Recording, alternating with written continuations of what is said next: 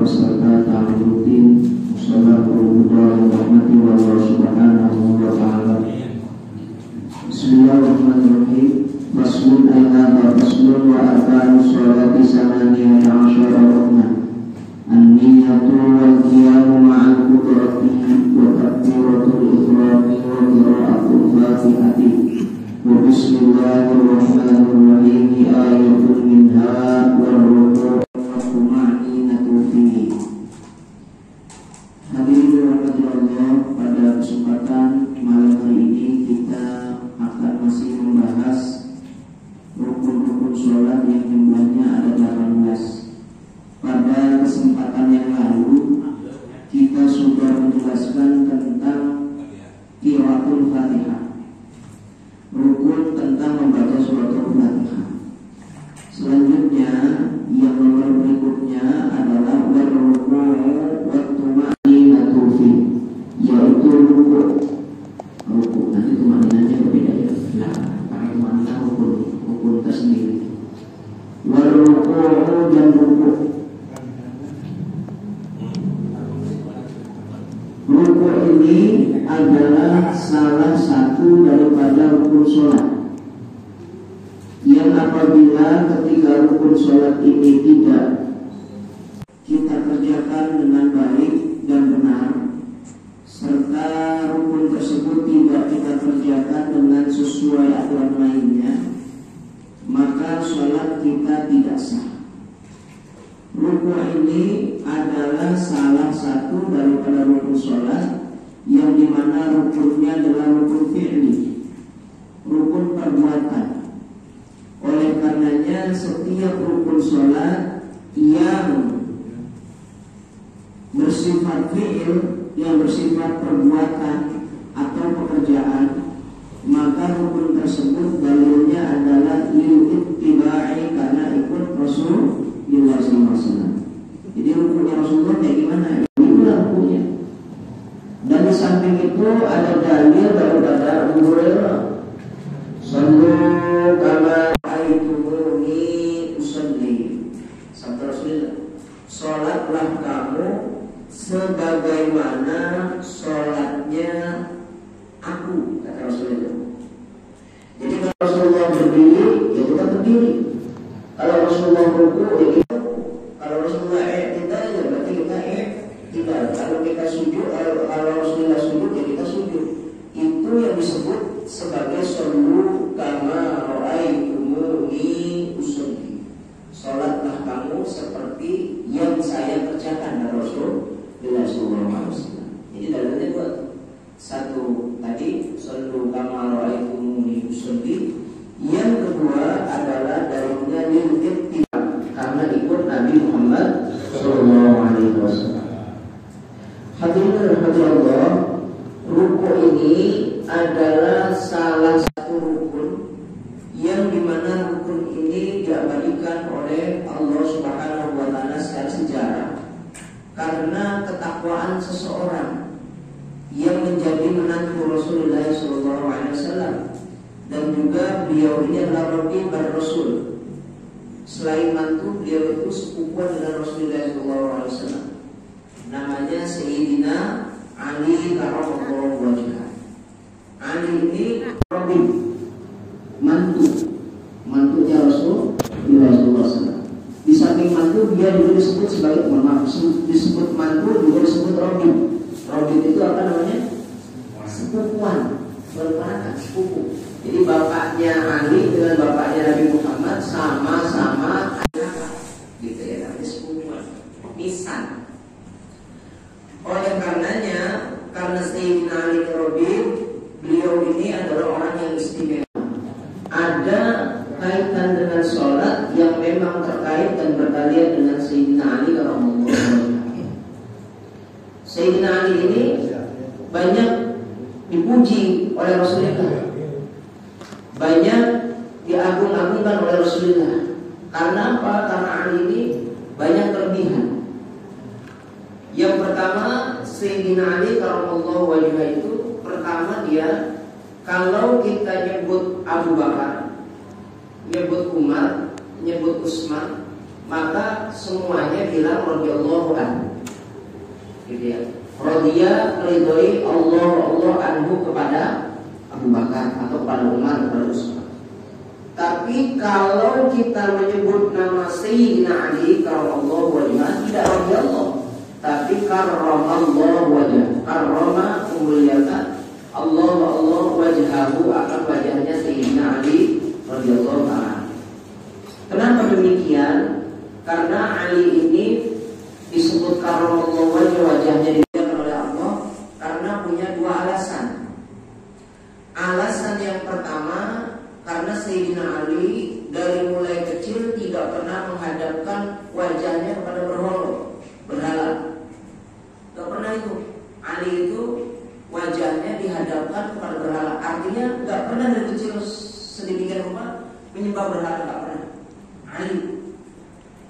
Jadi orang-orang dulu sempat Abu Bakar, Umar, Utsman sempat. Tapi kalau Sayyidina Ali dari mulai kecil, dari mulai dia lahir tidak pernah menghadapkan mukanya ke berhala. Artinya tidak pernah kufur, tidak pernah musyrik. Hebatnya Sayyidina Ali. Yang kedua, Sayyidina Ali itu disebut karramallahu wajhah karena seumur hidupnya Sayyidina Ali itu nggak pernah melihat alat kelaminnya sendiri. Jadi nggak pernah melihat alat kelaminnya sendiri.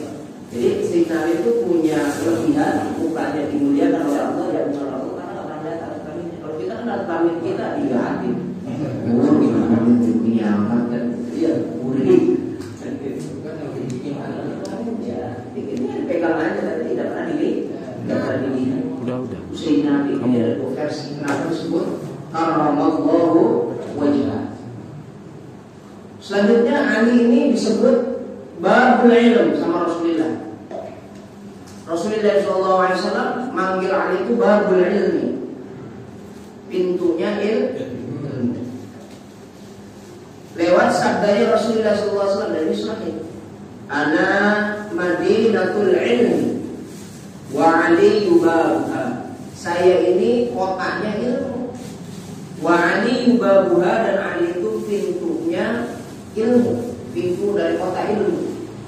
Faman ataha bil Madinah falyatiha min babiha.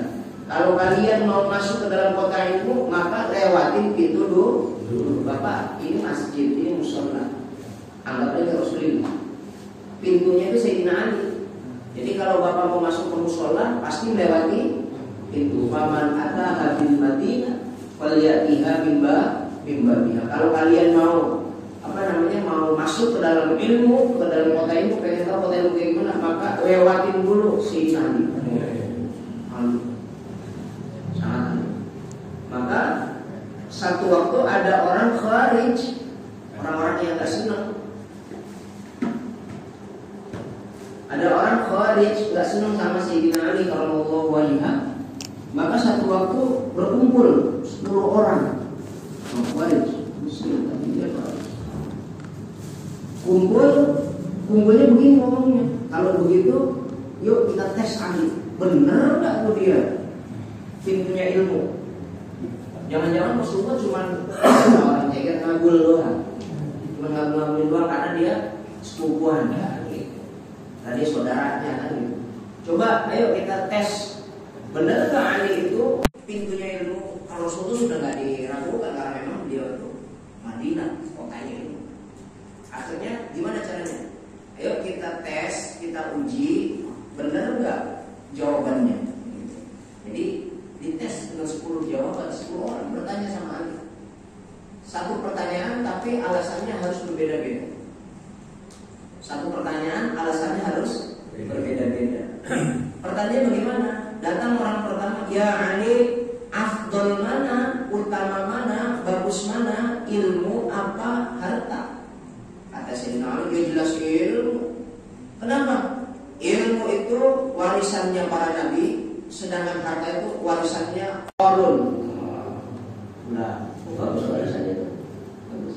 Datang lagi orang kedua, ya Ali, Baik Ali, afdal mana, ilmu apa harta?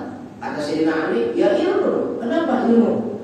Karena ilmu, kalau kamu punya ilmu, kamu dijaga sama ilmu. sedangkan kalau kamu punya harta, maka kamu yang menjaga harta. Benar ya? Bapak punya mobil, Bapak yang jagain nggak? Jagain dengan mobil.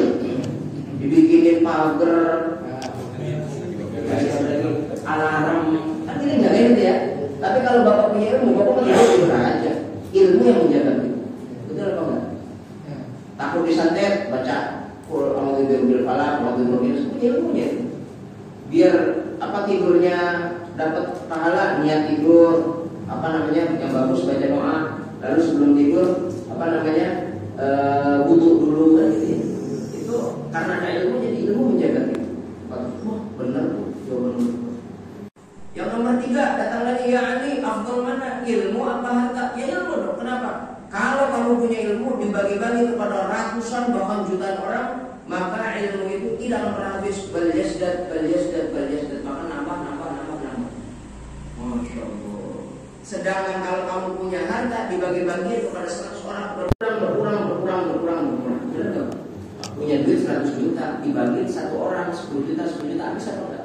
Tapi kalau punya ilmu nggak habis. Mesti gimana? Cerdik. Ya, akhirnya pulang. Oh, itu pertanyaannya ke 10 itu.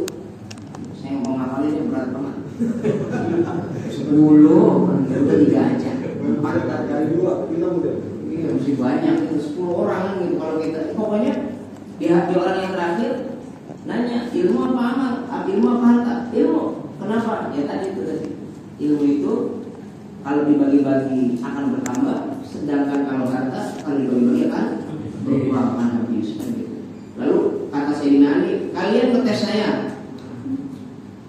Andai kata ada orang datang kepada saya, kata Sayyidina Ali, dari mulai hari ini, dari mulai kalian nanya sampai hari kiamat, nanya afdal mana ilmu sama harta, maka akan saya jawab afdal ilmu dengan alasan yang berbeda, tidak mungkin sama. Oh, maka Sayyidina Ali itu pintar banget. Madinatul ilmunya Rasulullah yang namanya pintunya aja kayak begitu, apalagi kotanya. Masya Allah, luar biasa. Makanya kalau mau melihat seorang kiai itu alim, pandai, cerdas atau tidak, lihat muridnya, lihat santri. Contoh, kalau Rasulullah mau lihat Rasulullah alimnya seperti apa, lihat Sayyidina Ali-nya. Oh, Sayyidina Ali kayak begitu, hebat, alim. Berarti Rasulullahnya di atas Sayyidina Ali. Kenapa? Karena murid tidak mungkin melampaui guru. Balik lagi misalkan, contoh lagi misalnya. Mbah Maimun, kalau melihat murid apa alimnya seperti apa Mbah Maimun, lihat muridnya. Jangan suami, kalau suami bohong. Suami Musbaha. Coba lihat Musbaha, Muswafi, Musnaji, kan itu Mawardi. Ada pimpinan Leboy namanya Kiai imamnya Kiai Mahfuz. Dia itu alimnya kayak begitu. Jadi kalau misalnya mau tahu alimnya sesuatu, lihat aja muridnya siapa, Bang Salim. Berarti kan, ukurannya segitu kan gitu. Gitu. Ayo, sambil makan mau buat. Gitu ya, Pak ya. Jadi kalau melihat orang itu kayak gitu. Mau buat. Nah, saya balik. Ruku ini adalah salah satu kegiatan yang awalnya tidak jauh berbeda dengan sholat. Setiap takbiratul intiqal, semua takbir perpindahan ruku itu Allahu Akbar. Ya, dari baca surat kepada ruku Allahu Akbar. Dari ruku kepada i'tidal juga bunyinya Allahu Akbar. Awalnya sampai i'tidal. Cuma ada peristiwa yang melatar belakangi ruku ini menjadi berbeda daripada rukun-rukun yang lain ketika takbir berpindah dari ruku menjadi i'tidal. Itu karena ada alasan yang dikerjakan oleh Sayyidina Ali radhiyallahu anhu.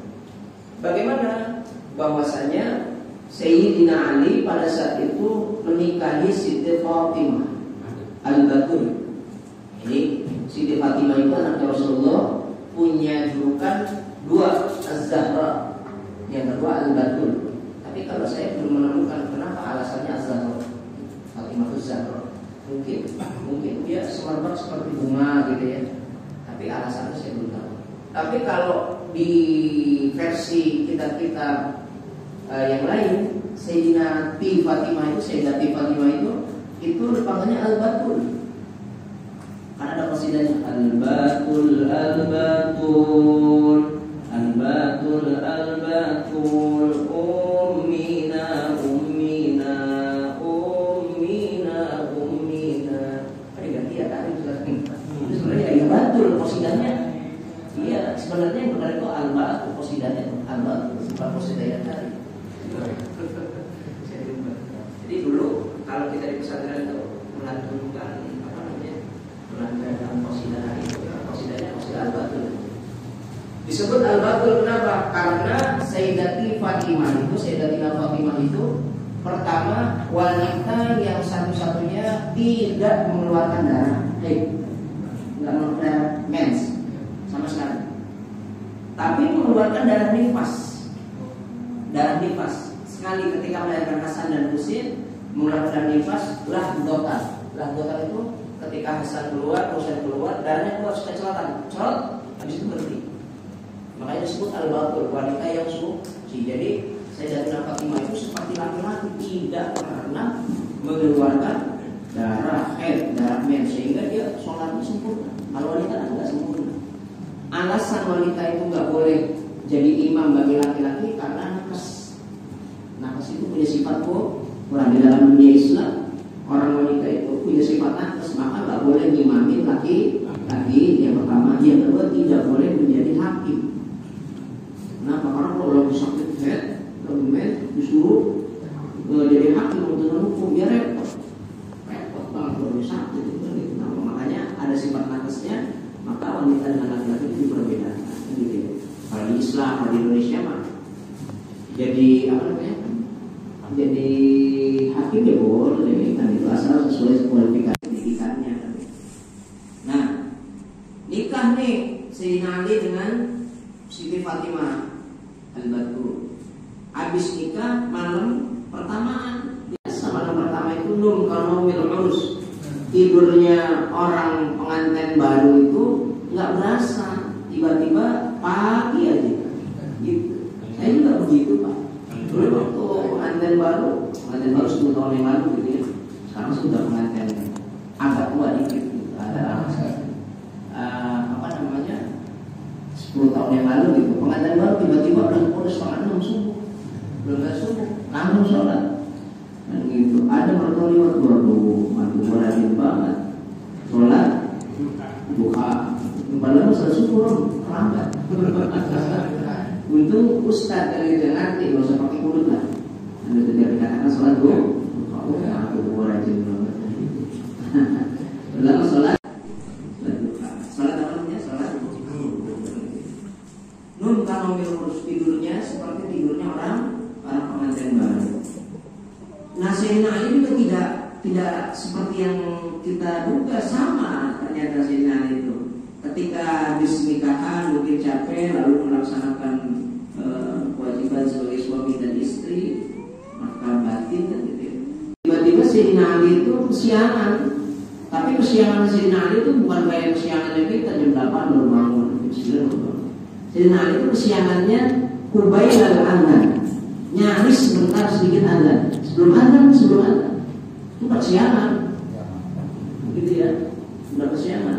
Kalau bapak kan kesiangannya jam 7 atau jam 8, kesiangan tuh, kesiangan. Padahal bukan kesiangan tengah hari itu apa? Dengan kesiangan tengah hari. Nah, sebelum azan Sayyidina Ali itu kamu ya Allah, maksud mau azan, langsung mandi, langsung datang ke kamar mandi. Ketika datang ke kamar mandi, ternyata Sayyidina Ali radhiyallahu anhu melihat air itu semuanya pada jadi batu es. Karena kalau di kota Mekah Madinah itu kalau siang panas sampai 45 derajat gitu ya, tapi kalau malam dingin sampai minus 0 derajat itu pernah terjadi. Makanya kalau orang-orang yang nggak kuat, kalau penyesuaian adaptasi pertama di kota-kota panas, lalu malam ini biasanya mimisan itu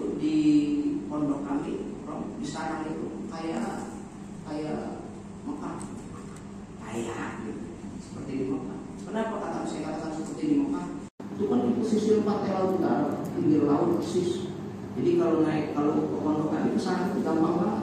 Gampang banget. Bapak naik mobil dari Jakarta yang ke Surabaya saja. Ya, asal yang lewat Lasem, jalan ke Bojonegoro. Ya, lewat Lasem. Ada Lasem itu banyak gitu. Nah, jangan ke Bojonegoro kan gitu. Nanti kalau ke Bojonegoro itu banyak bersono kan terornya. Nah, itu Jakarta SBY gitu, Jakarta Surabaya nanti yang dirasa. Bilang aja sama supirnya, sama naik bang, tolong turunkan saya di Pulau Pesantren Salah. Tahu orang pas turun seret langsung pondok, gitu ya. Dia turun langsung gerbang pondok, jadi nggak kayak tempat-tempat lain. Jadi pinggirnya itu jalan Pantura persis, jalan raya Dendels gitu. Kalau Pantura itu namanya jalan raya Dendels. Jalan raya Dendels itu persis jalan Pantura, pinggirnya itu Pondok Salah. Itu karena di pinggir pantai Pak, wah saya nunggu bilang. Saya pertama kali mukim di sana, pondok di sana itu gak betah panas.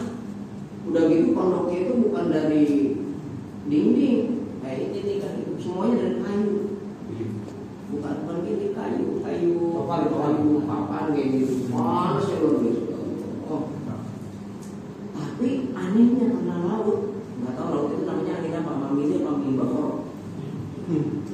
Kalau angin laut pastinya gitu ya, angin pantai. Kalau malam mulai maghrib itu dingin. Pertama kali saya kesana itu seminggu pertama itu mimisan aja. Diperiksa ke dokter takutnya ada masalah, ada apa? Masalah kesehatan. Ternyata kata dokter, biasa Pak, kamu dari Jakarta kan ya Pak ya? Iya. Kalau dari Jakarta ya biasa. Dari Jakarta itu biasa. Karena udara di sini itu panas, malamnya dingin banget Pak. Dingin sekali. Sayyidina Ali mau mandi, ternyata ketika mau mandi itu Sayyidina Ali melihat airnya itu batu semua, jadi apa namanya? Jadi batu es. Kalau setelah enak, diambil batu es, kasih lah. Ovaltine, es teh kan gitu, udah jadi batu es enak kan, jadi pecah-pecahin.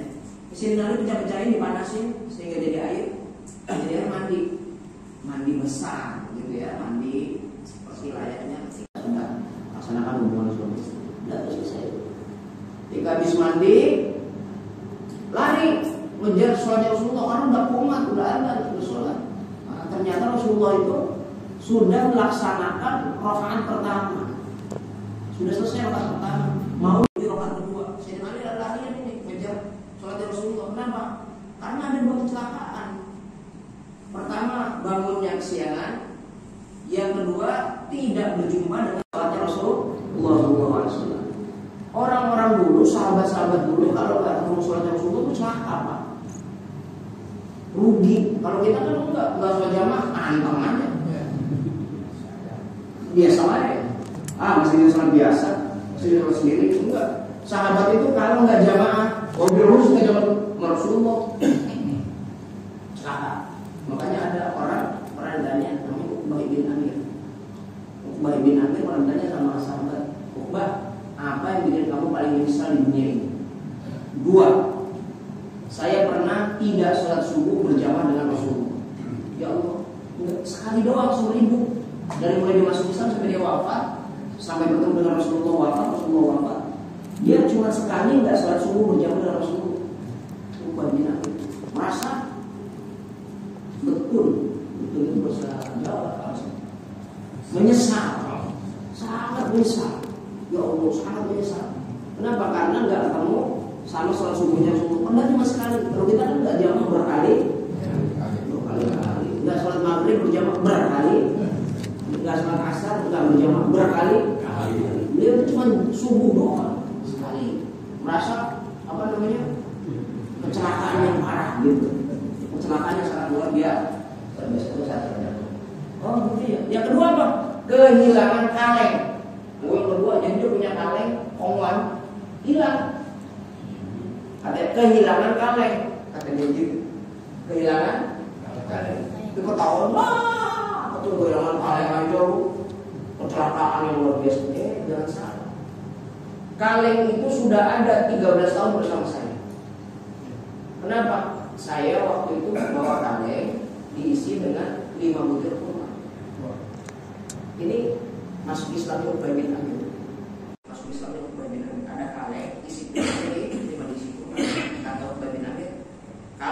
benar Rasulullah dan saya akan masuk Islam. Coba keluarkan mukjizatnya. Kenapa? Karena di dalam kitab-kitab Zabur, Taurat dan Injil yang namanya Nabi pasti dibarengi dengan mukjizat. Ini mukjizatnya Rasul. Mukjizat apa yang mau kamu saya tambahkan? Terserah. Yang penting ini ada kain benar di sini kurma. Kata Rasulullah SAW diambil 5 itu diambil 1 dimakan. Yang 4 diambil dipegang tinggal 4 ya masukin lagi. Kata Rasulullah SAW, selama kalian itu masih ada, maka kamu tidak akan pernah kehabisan kurma. Selama kalian itu masih ada, maka kamu tidak akan pernah membeli makanan pokok namanya kurma. Beneran itu Pak, setiap hari dia makan tuh kurma gak pernah habis. Makan gak habis sampai mohon maaf 13 tahun itu bijinya itu dikumpulin, nggak ditanam, nggak dibuang, dikumpulin. Lalu ketika diketahui sama para sahabat kata sini, saya masuk Islam lantaran kali itu dan saya kehilangan kali karena pindahan semua. Lihat ini biji kurmanya nih, pas dibuka itu satu rumah penuh. 13 tahun, kalau kurma itu nggak bisa habis dikali-kali. Nah sekarang saya kudu beli kurma bukan saya kecelakaan. Jadi bapak nggak pernah beli beras. Pas pindah beli beras. Pas pindah beli beras itu kan kecelakaan. Masya Allah, luar biasa Rasulullah. Makanya ada satu mukjizat kayak gitu. Nah, kalau Ustaz bukan mukjizat, ya salah satu yang disebut keramat lah, karomah atau mangat pertolongan Allah Subhanahu wa taala. Saya itu seumur itu belum pernah beli beras. Itu beras. Tapi di rumah nggak pernah habis beras. Nah kadang kami nganterin beras satu pilihan tuh apa namanya? Karena Ustaz beras nih dari Alfamart sering. Ustaz nggak pernah bawain nih. Bawanya buah. Dulu beras. Nah dulu saya bawa beras kan gitu ya. Pernah satu waktu hampir pakai beli 10 tahun ini Pak. Sejak saya menikah dulu. Saat saya mau beli beras, Pak saya ngomong, ya beras sudah habis tuh, tinggal 1 bulan lagi, kan udah masak besok. Udah pakai aja dulu, besok beli. Ya, besok mau beli ini Pak. Ada orang meninggal. Cerita beneran ini. Orang meninggal kosong itu bener. Meninggal di atas 1. Seingat saya, Pak, antara Pak Bagio sama Pak Dani gitu ya. Dua orang itu antara Pak Bagio sama Pak Dani gitu, Pak Dani biasa. Ya namanya Pak Dani ya. Bapaknya Pak Jasa, Pak Dani kan ya. Nah, iya Pak Dani kan. Iya, saya ingat saya antara 2 orang itu waktu itu. Sama Pak Dani, sama Ustaz kalau itu. Itu ngomongnya seperti itu antara bapaknya. Saya ingat saya antara 2 orang itu. Ada yang besar. Ya, kalau saya katakan tiba-tiba dia ngomong ini Ustaz, ini bapak saya sakit lama kan gitu. Dia nggak sholat, nggak puasa. Loh, kenapa? Mau bayar fidyah? Kalau sholat nggak ada fidyah. Udah kalau nggak sholat. Kalau mau dikontrol sama anak keturunannya, iya. Tapi kalau puasanya nah, sama fidyah. Pada siapa puasa bayarnya? Dia bagi kepada jemaah. Gimana kalau Abdul ini dibaginya kalau Ustaz aja? Saya kan gitu. Ya ada nggak apa-apa, namanya beras. Gitu kan gitu. Tadinya nolak dulu, soal nolak. Dulu, jangan dulu. Udah nggak apa-apa. Lebih Abdul Ustaznya. Cuma yang 2 karung. Udah habis itu beras Pak. Udah habis 2 karung yang sendiri ini. 2 karung gitu. 2 karung tuh hampir 1 bulan gitu.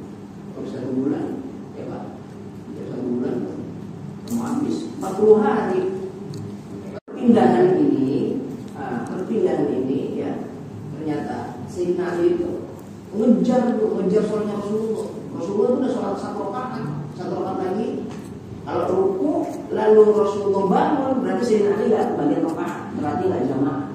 Jadi ketinggalan jamaah dengan Rasulullah SAW itu kecelakaan. Ada sahabat Rasulullah sebelum saya kembali kepada ini. Ada sahabat Rasulullah namanya Syahban. Sin Ain Ba Alif Nun Syahban. Syahban itu nggak terkenal, sama sekali nggak terkenal. Jadi sahabat Rasulullah yang paling nggak terkenal itu namanya Syahban. Cuman setelah turun ayat laqad kunta fi ghaflatin min hadza fakashafna 'anka ghita'aka famasruqal yawmal hadid, itu baru terkenal tuh Syahban. Dibicarakan sama orang-orang ini, Syahban ini siapa? Ini Syahban itu Pak nggak dikenal, sedikit berinteraksi dengan sahabat yang lain. Dia cuma punya perilaku yang unik. Kalau sholat di saf awal tapi paling pojok belah sono, jadi nggak pernah pindah di belah sono aja. Sampai satu waktu Rasulullah itu kalau mau sholat itu apa namanya absen, dilihat kanan dan kiri, lihat kanan dan kiri. Waktu sholat subuh Pak, sholat subuh pas dilihat kata Rasulullah, ayo sahabat, mana sahabat? Sahabat yang mana Rasulullah? Itu sahabat yang suka sholat di pojok kanan itu sholat awal.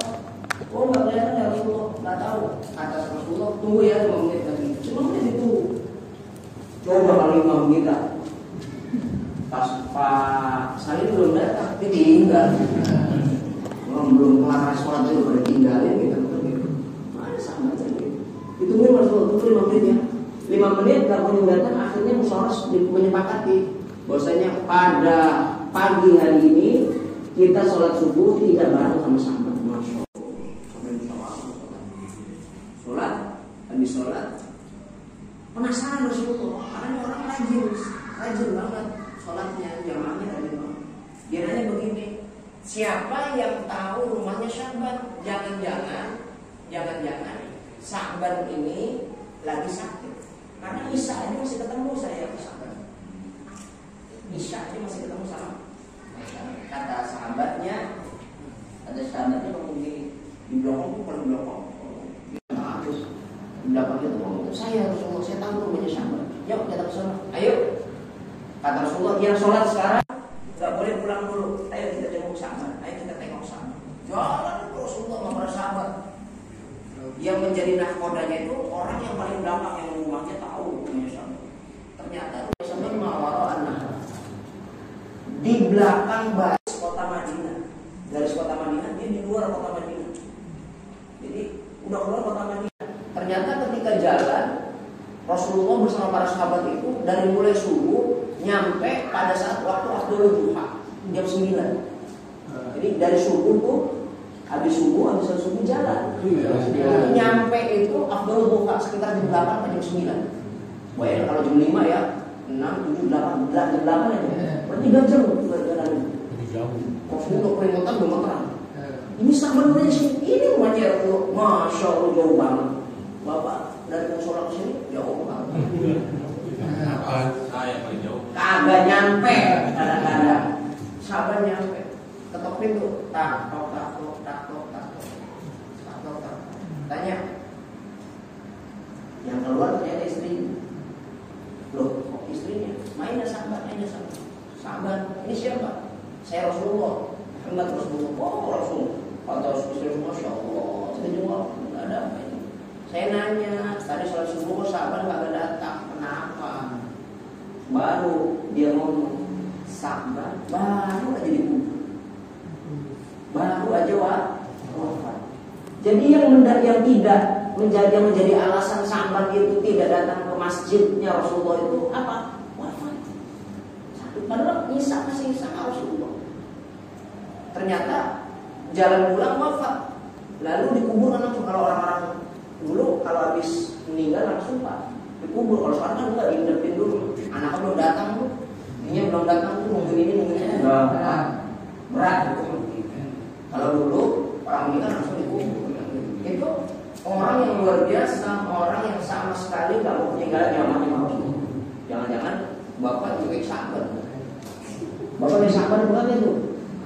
Hah? Nggak mau ketinggalan Pak, maunya ketinggalan. Enggak ketinggalan tinggalin gitu ya. Nah, balik nih. Sayyidina Ali ini saking pengennya sholat bareng sama Rasulullah, biar nggak ketinggalan rakaat sama Rasulullah, biar nggak ketinggalan jam sama Rasulullah. Lari Pak dari rumah Nabi kejar, baru satu rakaat. Ternyata Rasulullah udah ruku, Allahu Akbar ruku, udah ruku. Ada yang ngejar. Ketika ngejar celaka nih. Celakanya di depan Sayyidina Ali ada kakek-kakek umurnya 80 tahunan. Bahkan sudah bungkuk. Berarti ini udah tua di kibarus sini. Orang yang tua banget. Kalau bahasa Indonesia tua bangka. Udah tua bangka lagi kan jadi. Bengkok enggak apa. Saking tuanya orang tua benar. Sayyidina Ali ya ada orang yang tua. Cuman Sayyidina Ali ini punya kelebihan, Pak. Biar kata anak muda ta'aduban, biar kata anak muda nggak pernah sombong, nggak pernah sombong sama orang tua, nggak pernah sombong. Akhirnya Sayyidina Ali udah dah, jadi orang tua jalan duluan, ikutin dari belakang. Orang tua kan jalannya pelan, nggak mampu. Kalau yang di belakang orang tua bangsa disengat orang tua, sengat duluan. Walaupun disenggol jatuh dulu, biar jatuh kita kagak. Ya Allah, tuh diikutin sama Sayyidina Ali. Ketika diikutin, Allah Subhanahu wa Ta'ala berfirman kepada malaikat Jibril, sesungguhnya ada kekasihku sedang ingin mencari kebaikan. Sesungguhnya ada kekasihku ingin mencari kebenaran, ingin mencari kebaikan, ingin mencari sholat yang bersamaan dengan Rasul. Maka malaikat Jibril turun, bilangin sama Muhammad, jangan angkat kepala sebelum Ali datang. Malaikat Jibril turun tuh di sampingnya, di mihrabnya Rasulullah. Pas mau bangun dipegang paling tetap, jangan bangun dulu. Nah, pas Jibril, kata kita gitu. Kenapa sih Jibril? Ali lagi ngejar sholat kamu, tapi Ali terhalang sama orang tua, dia nggak mau lewatin. Oh gitu ya Ali, masya Allah, adabnya luar biasa. Sehingga kata Rasulullah itu bukunya lama, makanya mohon maaf, yang lama di akhir rakaat itu bukan sujud, ruku terakhir itu lama. Ini sujud yang lama. Kalau saya kan nyutan kalau imam yang lama, bisa lama. Karena ada beritanya, ada riwayatnya yang lama itu ruku terakhir, ruku aja, ya. Baca banyak itu, konon bacanya sampai ratusan subhanallah abiminya. Sehingga ketika mau bangun Rasulullah dalam hatinya ngomong ini, ya Jibril, benar saja ini ruku tidak akan saya angkat, tapi matahari tetap akan terbit secepatnya. Orang biasa itu matahari terbit cepat kan. Tapi kalau malamnya itu agak lambat. Misalkan ini jam 7, maaf ya, jam 8 saja itu masih terang, masih kayak siang, masih kayak jam 4, masih kayak jam 5. Karena matahari itu agak lambat di sana masuk. Tapi kalau keluar agak cepat. Makanya disebut timur tengah. Gitu ya. Kalau timur jauh malah malam yang lama, bukan siang. Gitu. Seperti apa? Misalkan timur jauh itu Jepang, gitu ya. Ada waktu siangnya panjang, Maroko siangnya panjang. Waktu malamnya Makanya kalau mau senang timur di timur jauh Maroko. Jadi malamnya itu bisa 18 jam. Siangnya lebih pendek gitu. Sudan itu malamnya 19 jam. Sudan itu malam 19 jam. Kawan saya pernah belajar di Sudan, katanya malamnya 19 jam. Waktu bunyi. Luas tidurnya itu. Tapi kalau siang lama. Makanya kalau di Sudan jangan berburu tahajud. Lah berburu ngerti kita. Akhiran aja tahajud. Tiap malam dia repot 12 jam. Datang ya, nggak disalib. Kata Rasulullah ini bakal terbit matahari. Allah kirim malaikat Israel sama Israfil. Tahan matahari jangan sampai keluar. Ditahan matahari biar nggak keluar, ditutupin. Biar kagak terbit. Ketika tidak terbit, ternyata ini kakek pas di depan pintu masjidnya Rasulullah Madinah sekarang itu. Depan masjidnya Rasulullah, kagak masuk ke masjid, muroyor.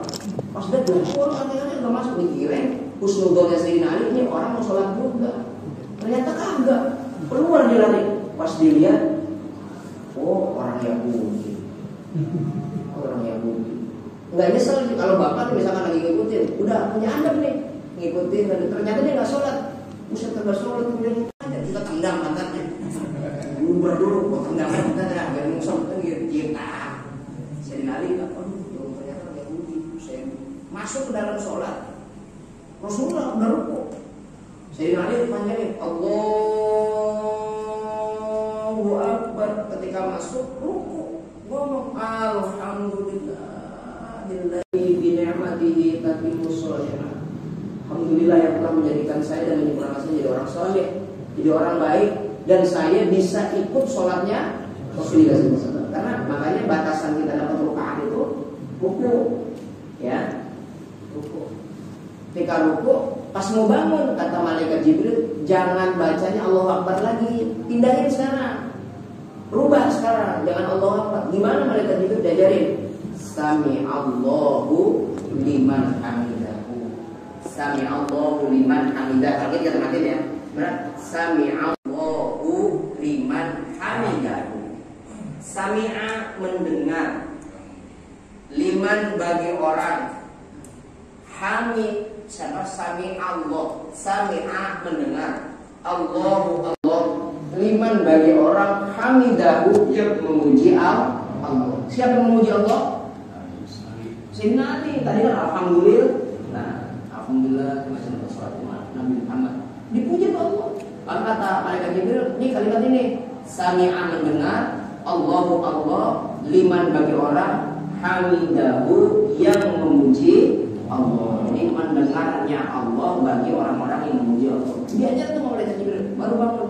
Ketika bangun yang tadinya setiap saat waktu sholat Allahu Akbar, ini jadi sami'allahu liman hamidah. Ini riwayatnya Sayyidina Ali dan tegur Rasulullah tanya, ya Rasulullah, kenapa dulu bacanya Allahu Akbar ketika bangun semuanya takbiratul ihram, tapi kok ketika sekarang rukuknya ketika rukuk mau yang itu sami'allahu liman hamidah? Karena Allah mendengar pujian orang-orang yang memuji Allah Subhanahu. Siapa yang memuji Allah? Sayyidina Ali. Ya, sejarahnya. Paham? Kalau kamu udah selesai. Udah dulu ya. Saya kira nanti kalau misalkan banyak